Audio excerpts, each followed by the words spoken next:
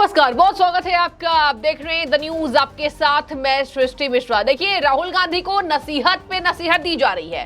पूरी पार्टियां जो विपक्ष राहुल गांधी की पार्टी के साथ हैं, वो भी सावरकर मुद्दे पर राहुल गांधी को घेर रहे हैं। अब शरद पवार, जी हाँ, सही सुन रहे हैं आप, एनसीपी अध्यक्ष नागपुर में एक सभा में गए हुए थे और उन्होंने भी राहुल गांधी को आईना दिखा दिया है। शरद पवार ने सावरकर मुद्दे पर राहुल गांधी को फटकार लगाई है और इस वक्त की बड़ी खबर सामने आ रही है, जहां पर आपको बता दें कि दिन प्रतिदिन राहुल गांधी बीच मझधार में फंस चुके हैं। पूरा जग जानता है, विदेशों तक इसकी चर्चा है कि राहुल गांधी की मुश्किलें बढ़ रही हैं।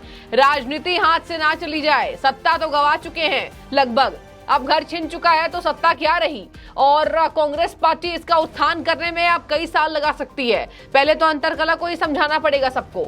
अब देखिए, यहाँ पर शरद पवार ने दर्शकों सावरकर मुद्दे पर राहुल गांधी को घेर लिया है।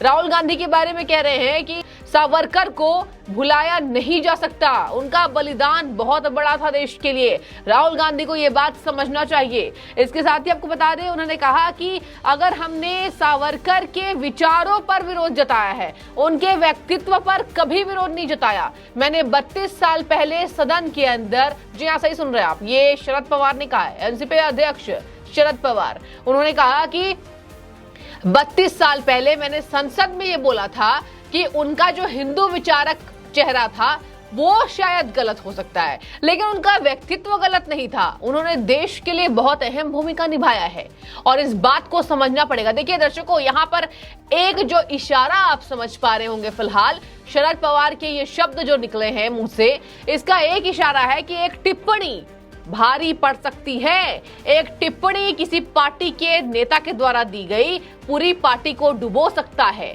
और इसका एग्जाम्पल, इसका उदाहरण अभी दिखाई दे रहा है। सावरकर मुद्दे पर उद्धव गुट ने किनारा किया, सावरकर मुद्दे पर पूरा देश किनारा कर रहा है राहुल गांधी की पार्टी से। अब देखिए, देश तो किनारा कर रहा है, लेकिन अगर विपक्ष साथ देता तो कुछ मुश्किलें कम हो जाती। विपक्ष भी साथ नहीं दे रहा है। हालांकि राहुल गांधी से जब संजय राउत मिलने गए थे अभी बीते दिन, तो संजय राउत ने कहा कि मैं नसीहत देकर आऊंगा और राहुल गांधी से इसके समक्ष वो मुलाकात करने के लिए गए हुए थे। संजय राउत ने कहा था कि मैंने उनको समझाया इस बात पर और राहुल गांधी ने कहा कि ठीक है, मैं अब सावरकर पर टिप्पणी करने से बचूंगा। और देखिए, यहाँ पर कहा जा रहा है कि टिप्पणी कर दी गई है। अब कहीं ना कहीं मुश्किल में राहुल गांधी नजर आ रहे हैं, जब उनको पूरा विपक्ष के समर्थन की जरूरत है। अभी कहीं ना कहीं केंद्र सरकार के द्वारा, न्यायपालिका के द्वारा राहुल गांधी घिरते हुए नजर आ रहे हैं। अब देखिए, आपको बता दें कि शनिवार को नागपुर में एनसीपी अध्यक्ष पहुंचे थे, जहां उन्होंने ये टिप्पणी की है और कहा कि देश की आजादी के लिए सावरकर के बलिदान को नहीं भुलाया जा सकता। उन्होंने ये भी कहा खैर कि सावरकर के मुद्दे को राष्ट्रीय मुद्दा नहीं बनाना चाहिए और भी देश में कई ज्वलंत मुद्दे हैं जिसके ऊपर चर्चा, परिचर्चा की जानी चाहिए और भी कई प्रोग्रेसिव कार्य हैं जो करा जाना चाहिए। सावरकर को पूरे सेंटर का मुद्दा नहीं बनाना चाहिए। आपको इसके साथ ही बता दें दर्शकों कि अडानी मुद्दे को भी लगाया उन्होंने, इस तरीके से पोर्ट्रे किया, कहा कि अडानी मुद्दे को लेकर सुप्रीम कोर्ट की जो कमेटी बैठी है वो ज्यादा असरदायी है और उन्होंने सुप्रीम कोर्ट की कमेटी को ज्यादा असरदायी बताया। इसके साथ ही आपको बता दें दर्शकों कि एनसीपी अध्यक्ष ने यह भी कहा कि ये पुरानी बात हो गई है, हम लोगों ने उनके खिलाफ कुछ बातें की थी जो व्यक्तिगत नहीं थी, हिंदू महासभा के खिलाफ थी। देश की आजादी के लिए सावरकर जी ने बहुत बड़ी तपस्या की है, उसको नजरअंदाज कोई भी पार्टी नहीं कर सकती है। इसके साथ ही आपको बता दें, उन्होंने ये भी कहा कि कहीं ना कहीं राहुल गांधी को ऐसी टिप्पणी नहीं देनी चाहिए थी, उन्होंने आपत्ति जताई है। खैर, कहा जा रहा है कि राहुल गांधी के समर्थन में भी शरद पवार खड़े हुए दिखाई दे रहे हैं। हालांकि देखिए, यहाँ पर कहीं ना कहीं विरोध भी जताया जा रहा है। कहा जा रहा है कि राहुल गांधी मुश्किल मझधार में फंस चुके हैं। एक तो टिप्पणी कर दी, ऊपर से अध्यक्षता चली गई, आवाज छिन गया। ऐसे में भारत जोड़ो यात्रा पर पानी फिर रहा है और उसको नजरअंदाज नहीं किया जाना चाहिए। पूरे कांग्रेस पार्टी के लिए बहुत बड़ा झटका है। लगातार राहुल गांधी को नसीहत मिल रही है और ऐसे में केंद्र सरकार पर भी कांग्रेस पार्टी हमलावर है। कांग्रेस पार्टी कह रही है कि तानाशाही बन चुकी है, केंद्र सरकार के इशारों पर हो रहा है। प्रधानमंत्री नरेंद्र मोदी पर कई ऐसे इल्जाम अभी कांग्रेस लगा चुकी है, जहां पर जनता लगातार ये घेर रही है कि कांग्रेस को न्यायपालिका पर भरोसा नहीं है। जब तक सत्ता में कांग्रेस पार्टी थी तब तक मनमानी करी उन्होंने, और आज मनमानी नहीं चल रही है तो मिर्ची लग रही है। ये जनता लगातार कांग्रेस पार्टी को नसीहत दे रही है। इसके साथ ही आपको बता दें दर्शकों कि अगर मैं राहुल गांधी की बात करूं तो कहा जा रहा है कि राहुल गांधी की जो सदस्यता गई हुई है उससे मल्लिकार्जुन खड़गे की अध्यक्षता में भी डेंट पड़ेगा। अभी फिलहाल वो कांग्रेस के नए निर्वाचित अध्यक्ष हैं, और ऐसे में सोनिया गांधी ने कहा था कि हमने तो अध्यक्ष बना दिया, यहाँ भाजपा ने अपना अध्यक्ष नहीं बनाया है, हमने तो अपना अध्यक्ष बना दिया। यहाँ भाजपा को नसीहत दी थी सोनिया गांधी ने कि आपने कांग्रेस पार्टी पर इल्जाम लगाया था, हमने तो देखिए अध्यक्ष बना दिया, वो भी मल्लिकार्जुन खड़गे को। वो तो गैर गांधी परिवार से है, तो अब ऐसे में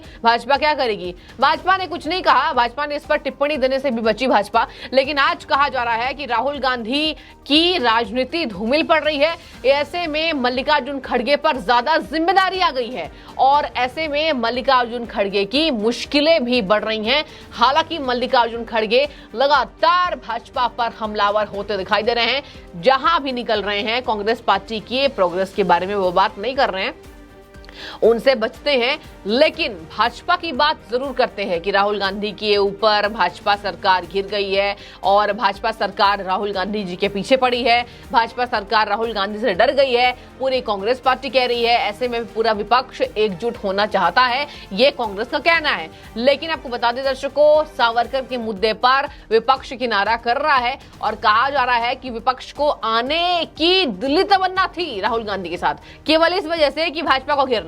लेकिन कुछ ऐसे बयानबाजी उन्होंने दे दी सावरकर को लेकर कि मैं सावरकर नहीं हूं, माफी तो भैया नहीं मांगूंगा। इसके बाद ही लगातार घिर रही है।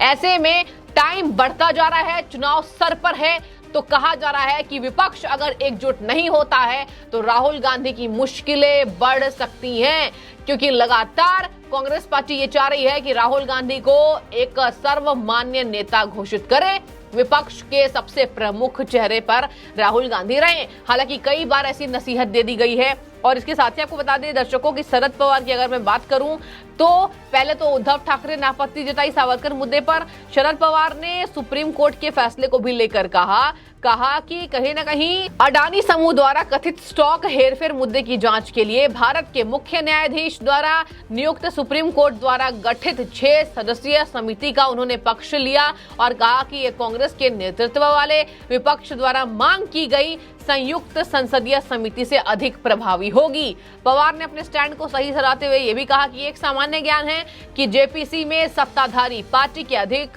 सदस्य होंगे, क्योंकि संसद में इसका भारी बहुमत है। इसलिए प्रभाव के संदर्भ में जेपीसी सुप्रीम कोर्ट द्वारा नियुक्त समिति के खिलाफ संतुलित पैनल नहीं होगा जिसमें स्वतंत्र विशेषज्ञ है। तो यहाँ पर सुप्रीम कोर्ट द्वारा गठित सदस्यों को, सुप्रीम कोर्ट द्वारा जो सदस्य गठित किए गए हैं और जो अडानी मुद्दे को लेकर जांच चल रही है उसको भी उन्होंने सही ठहराया। कह रहे हैं कि कांग्रेस पार्टी के द्वारा जो मांग की गई थी उससे अधिक प्रभावी है सुप्रीम कोर्ट का फैसला है। ऐसे में जिसने न्यायाधीश ने जो टीम गठित की है, ऐसे में देखिए लगातार शरद पवार ने राहुल गांधी को घेरा और कहा जा रहा है कि राहुल गांधी सावरकर के मुद्दे पर लेकर विपक्ष के नजर में गिर चुके हैं। यही कारण है कि पूरा विपक्ष उनसे किनारा कर रहा है। ऐसे में मुश्किलें बढ़ रही हैं, देखने वाली बात होगी। चुनाव से पहले जो कांग्रेस पार्टी चाह रही है कि राहुल गांधी को एक नेता बनाया जाए और ऐसा पोर्ट्रे किया जाए कि उन्होंने आजादी के लिए लड़ाई लड़ी। कौन सी आजादी? लोकतंत्र की आजादी, जिसके लिए कहा जा रहा है कि लोकतंत्र खतरे में है। इसी बयान के बाद भारत की जनता ने राहुल गांधी को फटकार लगाई थी और अब राहुल गांधी की मुश्किलें दिन प्रतिदिन बढ़ती जा रही। तो ऐसे में देखिए, आपको मैंने पूरे विस्तार से शरद पवार की नसीहत को बताया है।